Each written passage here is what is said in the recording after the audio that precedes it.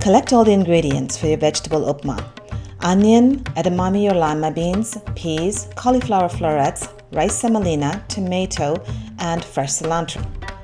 For the spices, you have lemon juice, urad dal, mustard seeds, cashews, cumin seeds, fresh ginger, green chilies, oil, and curry leaves. We start by dry roasting the rice semolina until it is golden in color. Remove the roasted semolina to a bowl and heat the olive oil, and then add 1 teaspoon of mustard seeds, 1 teaspoon of urad dal, 1/2 teaspoon of cumin seeds, and the curry leaves. Allow them to pop and make sure the urad dal is a nice golden brown. Keep stirring and add 2 to 3 thinly sliced green chilies. Add the cashews and the ginger. Once the green chilies are slightly blistered, you can add the onions in and stir it well. You want to saute this for about 2 minutes in the oil. Encourage the cooking process by adding a 1/4 cup of water to help the onions turn softer and become more transparent. Once the onions are transparent, add the tomatoes and saute for another 2 minutes till they soften as well. This is a good time to check and see that you have enough oil. If necessary, add a little bit more so that you can actually see the oil in the pan.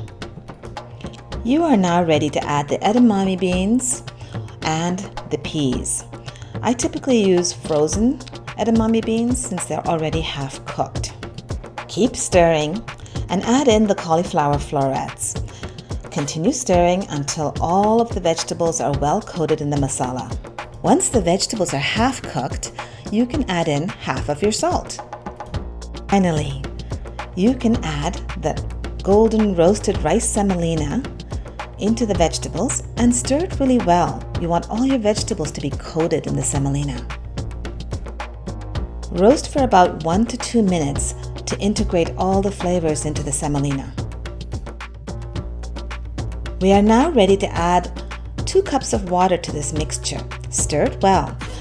Depending on the type and the quality of your semolina, you may find that you have to add more water later in this recipe.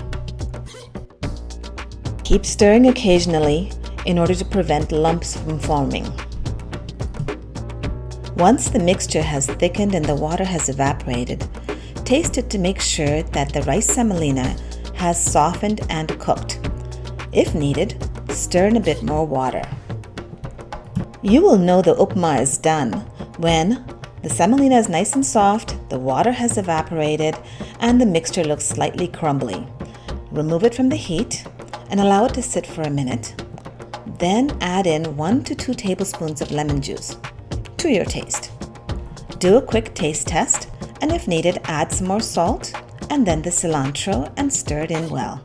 This vegetable upma is an easy favorite to make when you have unexpected company or as an easy breakfast for the family.